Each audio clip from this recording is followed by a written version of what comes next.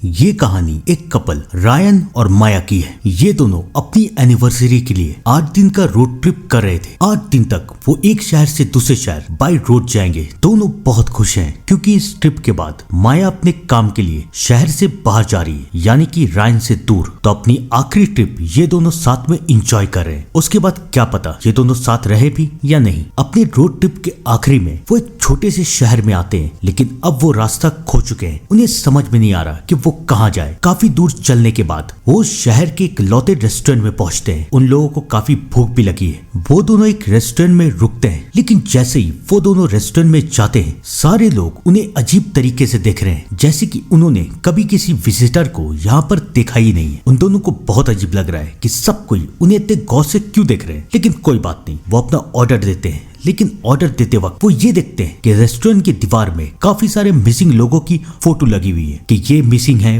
वो मिसिंग है। उन्हें लगता है कि छोटा सा गांव है, ये सब होता ही रहता है। फिर वो दोनों बैठ के अपने डिनर का इंतजार कर रहे हैं और फिर वहां पर एक और कपल है, एडन और एनी। वो उन दोनों से बात करते हैं कि आप लोगों की शादी को कितना वक्त हुआ है। तब रेन और माया सबको ये बताते हैं कि उन्होंने अभी तक शादी नहीं की है। और ये सुन के वहाँ की वेटर शैली को गुस्सा आ जाता है कि तुमने अभी तक शादी क्यों नहीं की, 5 साल हो चुका है, कब करोगे शादी। रायन को ये बहुत अजीब लग रहा है कि ये लोग होते कौन है, हमारे रिश्ते में कमेंट करने वाले। लेकिन रायन कुछ बोलता नहीं है। खाना खाने के बाद वो दोनों रास्ता पूछते हैं और शैली उन दोनों को रास्ता बता देती है। लेकिन फिर जब वो बाहर जाते हैं तो उनकी कार स्टार्ट नहीं हो रही। शायद उनकी कार खराब हो चुकी है। रेस्टोरेंट के सामने एक गैरेज था और गैरेज का मालिक वहां पर आता है और उनसे पूछता है, क्या तुम्हारी कार खराब हो चुकी है। रायन समझ जाता है कि जरूर ये उसकी चाल है। इसने हमें रेस्टोरेंट के अंदर जाते हुए देख लिया था और शायद इसी ने हमारी कार को खराब किया है। लेकिन इससे पहले रायन कुछ बोल पाता, माया उसे रोक देती है, उसे समझाती है कि हम एक अनजान से शहर में, हमें यहाँ पर कुछ नहीं करना चाहिए। रायन अपने गुस्से को कंट्रोल करता है। मैकेनिक उन लोगों को बताता है कि आपकी कार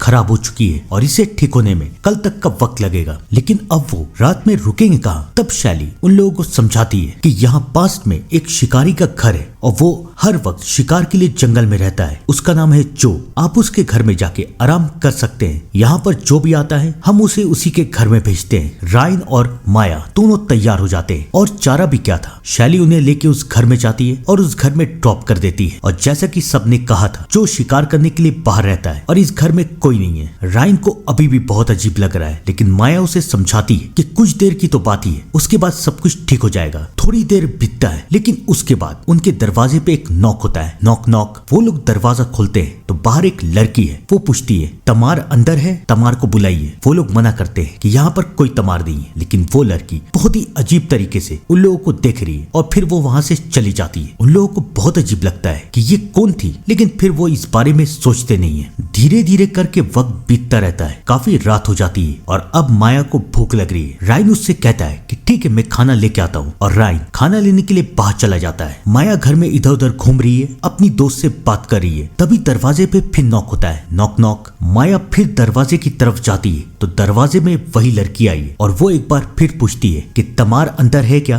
अब माया को डर लग रहा है कि ये बार बार यहाँ क्यों आ रही है। वो कोई जवाब नहीं देती तो दरवाजे पे जोर जोर से नॉक होने लगता है। थम थम थम थम। अब माया को डर लग रहा है कि यहाँ पर क्या होगा। वो खिड़की से बाहर झांकती है तो कोई उसे दिख नहीं रहा और थोड़ी देर के बाद वो लड़की भी वहां से चली जाती है। माया को लगता है कि शायद ये कोई अजीब सी लड़की है जो कि उनके साथ मजाक कर रही है। काफी देर हो जाती है, रायन अभी तक नहीं आया और माया अभी भी रायन का इंतजार कर रही है। लेकिन तभी घर की लाइट चली जाती है। माया लाइट को ठीक करने के लिए स्विच बोर्ड ढूंढते हुए इधर उधर जाती है। उसके मोबाइल की फ्लैश लाइट ऑन है और तभी उस लाइट में एक साया दिखता है, एक मास्क पहना हुआ साया। और उसे देख के माया डर जाती है। वो एक कबर्ड की तरफ भागती है। वो चिल्ला रही है, कौन है वहाँ, कौन है वहाँ। और धीरे धीरे वो साया उसके करीब आता जा रहा है। काफी देर हो जाती है और फिर एक बार उसके कबर्ड का दरवाजा खुलता है। माया चिल्लाती है, लेकिन तभी माया ये दिखती है कि उसके सामने रायन है। रायन लौट के आ चुका है। रायन लाइट को ठीक कर देता है। माया रायन को सब कुछ बताती है, लेकिन रायन को उसकी बातों का यकीन नहीं है। वो माया को समझाता है कि शायद तुम्हें गलतफहमी हुई होगी या फिर कोई हमारे हमारे साथ मजाक कर रहा है। कोई बात नहीं, बस कुछ घंटों की बात है और हम यहाँ से चले जाएंगे। रायन माया को बाहर लेके जाता है ये दिखाने के लिए कि यहाँ पर कोई नहीं है, लेकिन तभी रायन ये देखता है कि वो लड़की अभी भी वहीं खड़ी हुई है। अब रायन को भी गुस्सा आ रहा है, वो उसके सामने चिल्लाते हुए जाता है, क्या चाहती हो तुम, कौन हो तुम, क्यों कर रही हो ये सब। लेकिन वो लड़की वहां से भाग जाती है। रायन माया को समझाता है कि ये लोग कोई नहीं है, हमारे साथ सिर्फ मजाक कर रहे हैं और ये लोग कुछ नहीं कर रहे, बस हमें छेड़ रहे हैं। अब माया को भी रायन की बातों का यकीन होता जा रहा है। अब वो दोनों खाना खाने के लिए बैठते हैं, लेकिन अब बारी थी सस्पेंस की। वो दोनों देखते हैं कि उनके घर की छत से खून टपक रहा है। अब वो दोनों समझ चुके हैं कि ये कोई मजाक नहीं है। इससे पहले वो कुछ कर पाते। अब उनके दरवाजे में एक बार फिर नॉक होता है। नॉक नहीं, दरवाजे तोड़ने की आवाज आती है। दरवाजा टूटता है और एक अनजान सा शैतानी साया जो चेहरे पे मास्क डाले हुए है, वो घर में हथियार लेके घुस गया है। माया और रायन समझ जाते हैं कि इसके इरादे नेक नहीं है। वो दोनों एक कमरे में जाके बंद हो जाते हैं, लेकिन बेचारों को पता नहीं था कि वो अकेला नहीं है, उसके साथ दो साथी और भी है। कौन है ये लोग, क्या चाहते हैं? इतना तो कंफर्म है कि ये माया और रायन को मारना चाहते हैं, लेकिन क्यों? वो आदमी दरवाजे को पीट रहा है, सामान को तोड़ रहा है। माया और रायन दोनों के दोनों डर रहे हैं। वो दरवाजे को तोड़ता है, माया और रायन को देखता है और फिर वहां से चला जाता है। कुछ देर के बाद पूरे घर में शांति हो जाती है। उन्हें ऐसा लगता है कि शायद ये लोग जा चुके हैं, ये लोग लुटेरे होंगे, हमें डराने के लिए आए हैं। हिम्मत करके वो दोनों बाहर की तरफ निकलते हैं। अब वो दोनों एक सेकंड के लिए भी इस घर में नहीं रुकेंगे। वो लोग बाहर की तरफ भागते हैं, लेकिन ये तो बस शुरुआत थी। वो आदमी उस घर के बाहर एक लौती बाइक को भी चला देता है। माया और रायन समझ जाते हैं कि ये लोग हमें मारे बिना नहीं जाएंगे। वो लोग अंदर की तरफ भागते हैं, लेकिन कितनी देर तक वो लोग छुपे रह सकते हैं। तभी माया का ध्यान एक वेंटिलेटर की तरफ जाता है। वो रायन को बताती है कि ये एक शिकारी का घर है, जरूर उसके घर में कोई हथियार होगा। हम वेंटिलेटर से बेसमेंट की तरफ जाते हैं और बेसमेंट के दरवाजे से यहाँ से भाग जाते हैं। रायन माया की बात मान जाता है। दोनों वेंटिलेटर के अंदर जाते हैं। किसी तरीके से क्रॉल करते हुए वो लोग बेसमेंट की तरफ बढ़ते हैं। उन्हें बहुत ही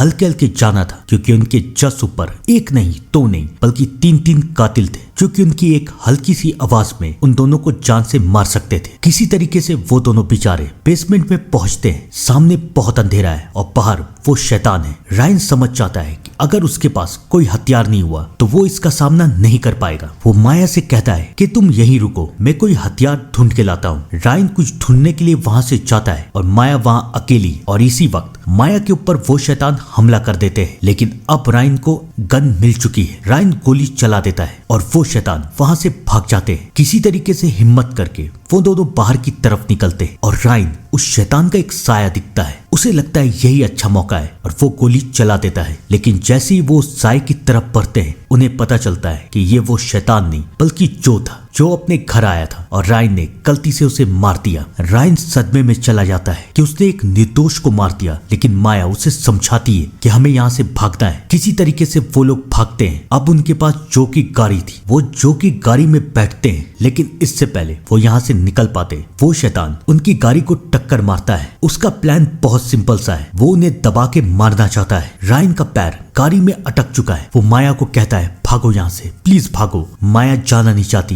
लेकिन बेचारी के पास चारा क्या है। वो वहां से जंगल की तरफ भागती है और अब रायन के सामने वो शैतान आता है, लेकिन रायन अब तैयार था। वो गोली चलाने लगता है और मजबूरी में वो शैतान वहां से भाग जाता है। किसी तरीके से रायन कार से बाहर निकलता है। वो भी माया को ढूंढने के लिए जंगल की तरफ जाता है। एक तरफ रायन जंगल की तरफ बढ़ रहा था और दूसरी तरफ माया जंगल में भागती जा रही थी। उसे समझ में नहीं आ रहा था कि वो जंगल से बाहर कैसे निकले, और उसे पता भी था कि वो शैतान उसके पीछे है। किसी तरीके से वो अपने आप को छुपाने की कोशिश करती है। शैतान उसे मारने के लिए हर जगह ढूंढ रहे हैं और जैसी माया उन्हें मिलेगी, अंजाम बस एक खौफनाक और दर्दनाक मौत। वो कातिल चारों तरफ माया को ढूंढ रहे हैं और तभी माया ये देखती है कि उसके फोन में थोड़ा सा सिग्नल आया है। वो कंट्रोल रूम कॉल करती है, पुलिस को सब कुछ बताती है कि हम एक गांव में, वहां हम एक घर में फंसे हुए हैं और यहाँ पर लोग हमें मारना चाहते हैं। पुलिस उसे समझाती है कि वो लोग उन तक जल्द से जल्द आ रहे हैं। अब माया को सिर्फ कुछ देर का इंतजार करना था, लेकिन क्या वो इंतजार कर पाएगी? मुझे नहीं लगता,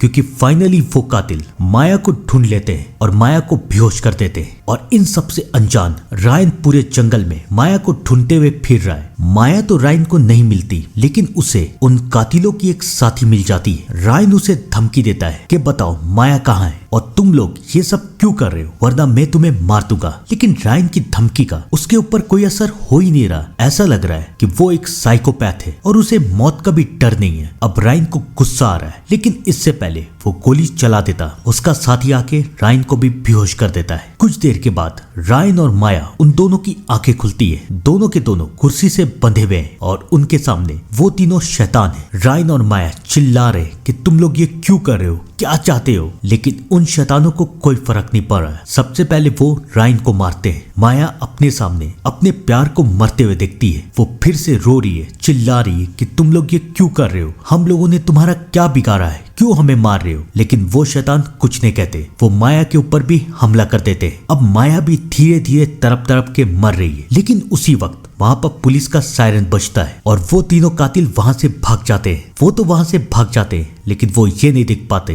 कि माया अभी भी जिंदा है। पुलिस माया को लेके हॉस्पिटल जाती है। रायन तो मर चुका है, लेकिन माया अभी भी जिंदा है। आपको क्या लग रहा है ये कहानी यहीं पर खत्म? नहीं। और अब करते हैं चैप्टर 2 की शुरुआत। माया की आंख हॉस्पिटल में खुलती है और नर्स डैनी उसे बताती है कि आपका बॉयफ्रेंड रायन इस दुनिया से जा चुका है। ये खबर सुन के माया बहुत रो रही है, लेकिन बेचारी कर भी क्या सकती है। कुछ देर में उसके स्टेटमेंट लेने के लिए ऑफिसर टॉम और ऑफिसर रोटर दोनों आते हैं। वो माया से सब कुछ पूछते हैं कि आखिरकार रात में आपके साथ हुआ क्या है। माया उन्हें सब कुछ बताती है, लेकिन फिर माया को एक बात याद आती है। वो उन्हें बताती है कि सबसे पहले उनके पास एक लड़की आई थी जो कि किसी तमारा नाम की लड़की को ढूंढ रही थी, और तमारा नाम सुनते के साथ टॉमी को कुछ याद आता है। वो माया को कुछ बताने वाला रहता है, लेकिन रोटर उसे रोक देता है, ये कह के कि हमें ये सब बताने की कोई जरूरत नहीं है। और उसके बाद वो दोनों वहाँ से चले जाते हैं। माया को शक हो चुका है कि शायद इस गांव में कुछ तो ऐसा है जो कि बहुत अजीब है। माया और रायन की खबर पूरे गांव में फैल जाती है और सबको ये पता चल जाता है कि उन दोनों पे रात में 3 कातिलों ने हमला किया है। टॉम और रोटर उसी रेस्टोरेंट में जाके बातें कर रहे हैं और सारे रेस्टोरेंट वाले उन दोनों से पूछ रहे हैं कि क्या दोनों मर चुके हैं। बहुत बुरा हुआ दोनों के साथ, लेकिन टॉम सबको बताता है कि माया भी जिंदा है। और ये सुन के वहां पर जितने भी लोग हैं किसी को अच्छा नहीं लग रहा है। वहां पर एक वेटर भी काम करती थी जिसका नाम है एनी, और जिसके बारे में पार्ट 1 में मैंने बताया है। हमें ये दिखाया जाता है कि एनी उन तीनों कातिलों में से एक थी। एक्चुअली वो पहली लड़की थी जिसने जाके उनसे पूछा था कि तमारा है या नहीं। एनी कातिल क्यों बन गई, कैसे बन गई, इस बारे में हम लोग आगे बात करेंगे। फिलहाल तो अब एनी को पता चल चुका था कि माया जिंदा है और अब उसे माया को मारना था। इन सब से अनजान माया हॉस्पिटल में, और नर्स डैनी उससे कहती है कि उसकी शिफ्ट खत्म हो चुकी है और वो घर जा रही है और वो कल माया से जरूर मिलेगी। डैनी तो वहां से चली जाती है, लेकिन माया अपनी बहन डेबी से बात कर रही है। वो डेबी को सब कुछ बता देती है। डेबी अपने पति के साथ माया को लेने के लिए उस गांव में आ रही है। वो माया को समझाती है कि वो बस सुबह तक उस गांव में पहुंच जाएगी, लेकिन इससे पहले वो एक इमरजेंसी टीम को वहां पर भेज चुकी है। माया को समझ में नहीं आ रहा कि वो अब क्या करे। बेचारी के पास इंतजार करने के अलावा तो कोई और रास्ता था ही नहीं। लेकिन तभी माया को एहसास होता है कि हॉस्पिटल में अचानक बहुत शांति हो चुकी है। वो किसी तरीके से बाहर निकलती है और देखती है कि सच में हॉस्पिटल में कोई है ही नहीं। कहाँ गए सब? गार्ड, नर्स, डॉक्टर, कोई नहीं है। लेकिन तभी माया को वो कातिल दिखता है। माया उसे देख के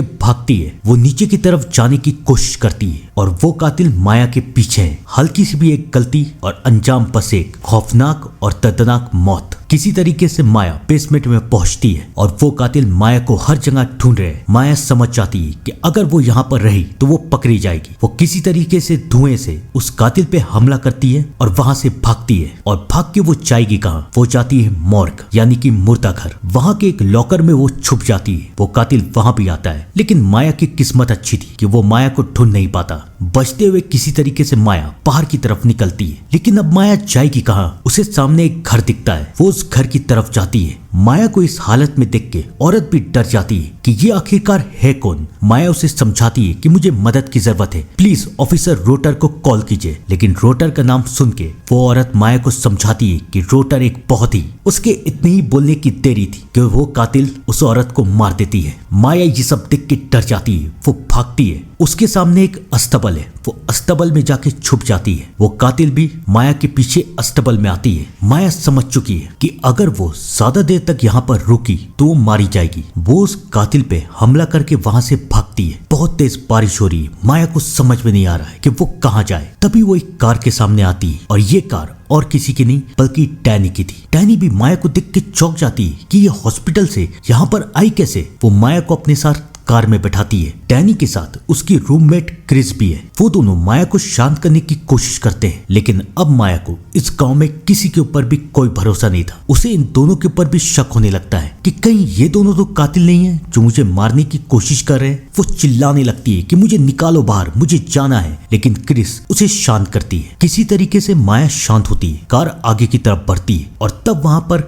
उन दोनों के दो दोस्त ग्रेग और वेन आ जाते हैं। वो दोनों भी कार में बैठते हैं और अब माया का शक धीरे धीरे यकीन में बदलता जा रहा है कि जरूर यही सब कातिल है और ये सब अब मुझे घेर के मारने वाले। ये मुझे कहीं ले जाएंगे और मुझे मार देंगे। अब माया एक पल भी वहां रुक नहीं सकती थी। वो गाड़ी से मेडिकल किट निकालती है और चलती गाड़ी से कूद जाती है। ये देख के सब कोई हैरान हो जाते हैं। माया जंगल में जाके छुप जाती है। वो सब माया को ढूंढते हुए जंगल की तरफ आते हैं, लेकिन माया दूर दूर तक कहीं भी नहीं है। मजबूरी में वो लोग चले जाते हैं। अब ये खबर पूरे गांव में फैल जाती है कि माया हॉस्पिटल से भाग चुकी है। ऑफिसर टैमी रोटर से कहता है कि क्या हम लोग FBI को इन्वॉल्व करें और फोर्स बुलाएं, लेकिन रोटर टॉमी को मना कर देता है। टॉमी को भी शक होता है कि आखिरकार रोटर ये कर क्यों रहा है, लेकिन खैर इस बारे में आगे बात करेंगे। और जैसा कि मैंने आप लोगों को बताया कि पूरे गांव में ये खबर फैल चुकी थी कि माया जंगल में है और ये बात उस कातिल को भी पता चल चुकी थी। और अब उसने माया के शिकार के लिए अपने पालतू को भेजा, जिसे उसने ट्रेन किया था लोगों को मारने के लिए। माया इन सारी बातों से अनजान थी। वो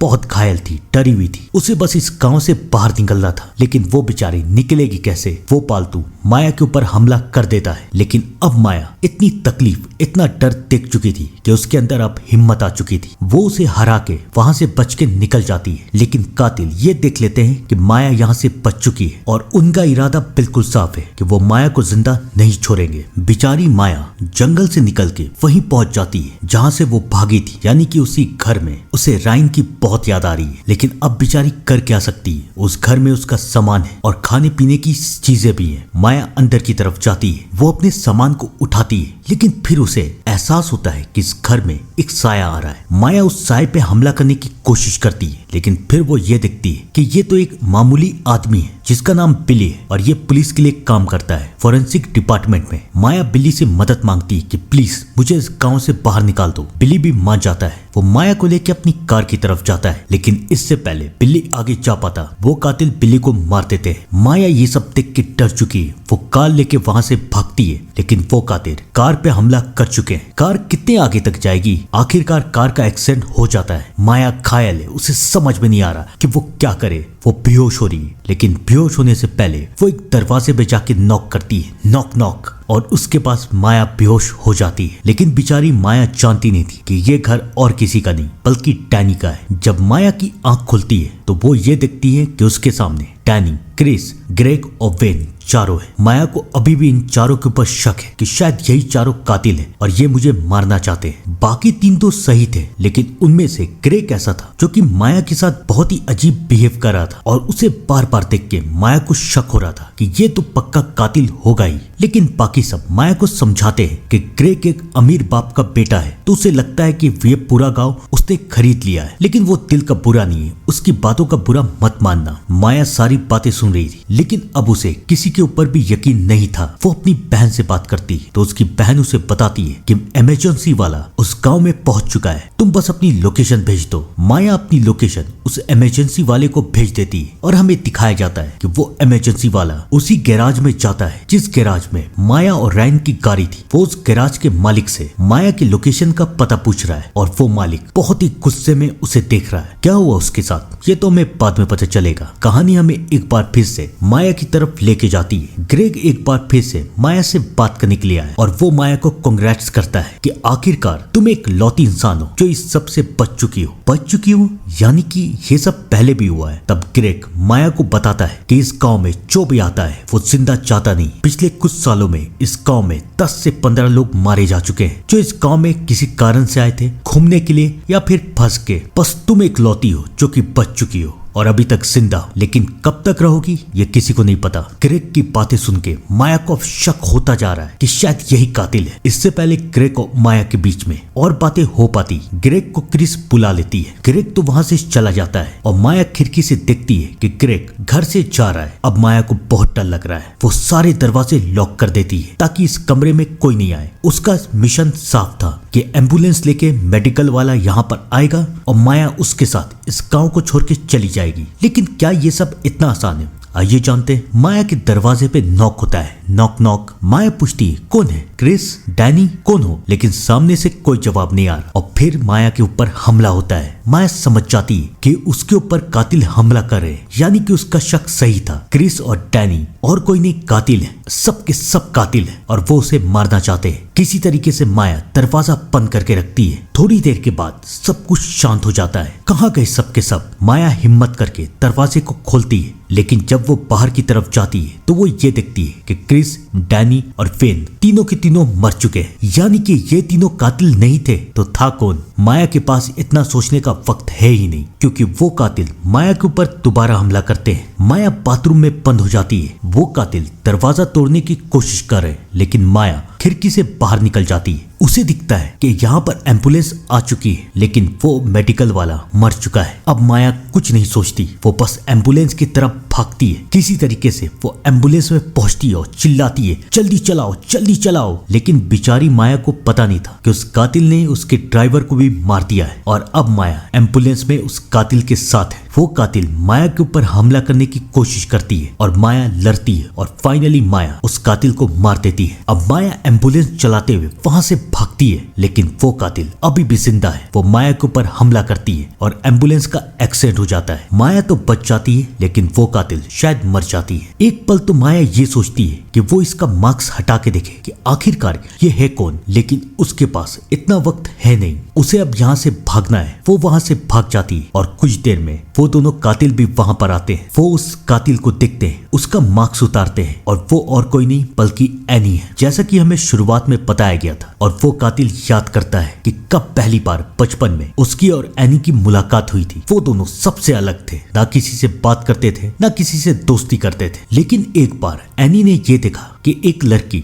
इसके दोस्त के साथ खेल रही है और उस लड़की का नाम था तमारा। एनी को ये पसंद नहीं आया और उसने तमारा को रास्ते से हटा दिया और तब से लेकर अब तक ये दोनों दोस्त हैं। एक कातिल तो सामने आ चुका है, वो और कोई नहीं बल्कि एनी थी और ये सब माया भी छुप के देख रही है। लेकिन बाकी दोनों कातिल कौन है ये अभी तक किसी को नहीं पता। और यहाँ पर होती है पार्ट 2 की कहानी खत्म। अपने साथी को मरा हुआ देख के स्केरेक्रो को बहुत गुस्सा आता है। वो पागलों की तरह माया को ढूंढ रहा है, लेकिन उसे दूर दूर तक माया कहीं नहीं मिलती। वो लोग अपने साथी को लेके वहां से चले जाते हैं। माया को किसी भी तरीके से इस शहर से बाहर निकलना था। वो बहुत घायल है, लेकिन क्या करे, उसे भागना तो पड़ेगा ही। वो किसी तरीके से चलते हुए उस जंगल से बाहर निकलती है। सामने एक चर्च है, तो वो आराम करने के लिए चर्च के अंदर घुसती है। लेकिन जैसे ही वो चर्च में जाती है तो वो ये देखती है कि वहां पर ग्रेग आ चुका है। ग्रेग याद है ना, वही जिसके ऊपर माया को शक था कि शायद यही स्केरेक्रो है। ग्रेग माया को बैठने के लिए कहता है और उससे पूछता है कि तुम कैसी हो, क्या तुम्हें रायन की याद आती है? तुम्हारे साथ जो हुआ वो बुरा हुआ, लेकिन मैंने सुना है कि तुमने उन कातिलों में से एक को मार दिया है, तो अब तो तुम्हारा हिसाब बराबर हो गया ना।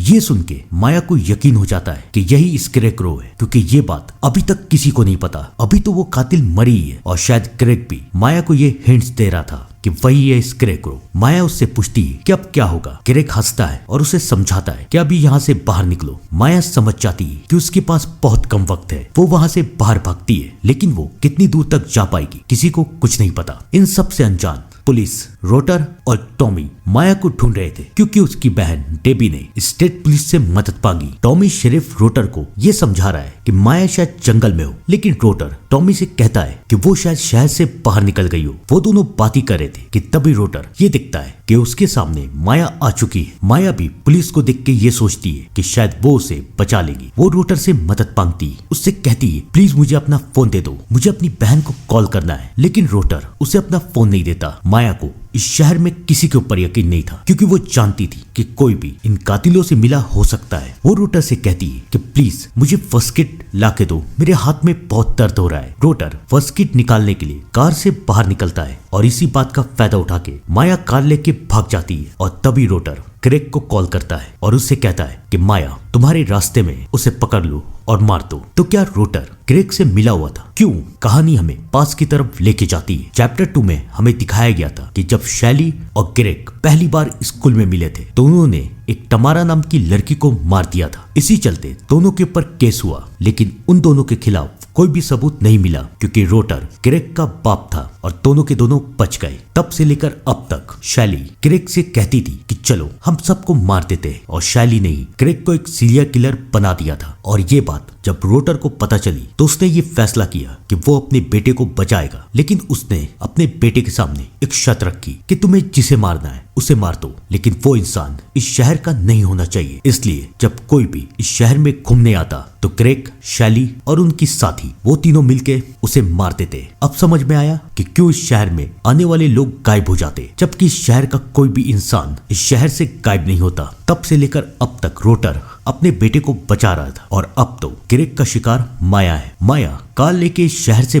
बाहर निकलने की कोशिश करती है, लेकिन उसका एक्सीडेंट हो जाता है और इसी वक्त क्रेग और उसके साथी माया को पकड़ लेते हैं और वो अब माया को लेके अपने अड्डे पे जा रहे। आगे क्या होगा? क्या ये लोग माया को मार देंगे? पता नहीं। अगली सुबह हमें ये देखने को मिलता है कि फाइनली माया की बहन डेबी, उसका पति हॉवर्ड्स और उनका बॉडीगार्ड मार्कस इस शहर में आ चुके हैं। वो उसी रेस्टोरेंट में जाते हैं जहाँ से ये कहानी शुरू हुई थी। डेबी और हॉवर्ड्स सबसे पूछते हैं कि आखिरकार किसी ने माया को देखा है, लेकिन कोई भी उन्हें कुछ नहीं बताता। तभी वहाँ पर काम करने वाली एक लड़की एनी उसे बताती है कि वो माया से मिली है और माया बहुत ही अच्छी लड़की थी। इससे पहले एनी उन्हें कुछ और बता पाती, रोटर उसे डरा देता है। वो लोग समझ जाते हैं कि एनी को कुछ ना कुछ तो पता है, और जब एनी बाहर की तरफ निकलती है तो डेबी उससे बात करती है। तो एनी डेबी को बताती है कि शरीफ रोटर को सब कुछ पता है। अब वो लोग रोटर का पीछा कर रहे हैं। इन सब से अनजान रोटर और टॉमी मुर्दा घर जाते हैं, जहाँ पर टॉमी रोटर को ये दिखाता है कि उन लोगों ने यानी कि कातिलों ने अब शहर के लोगों को भी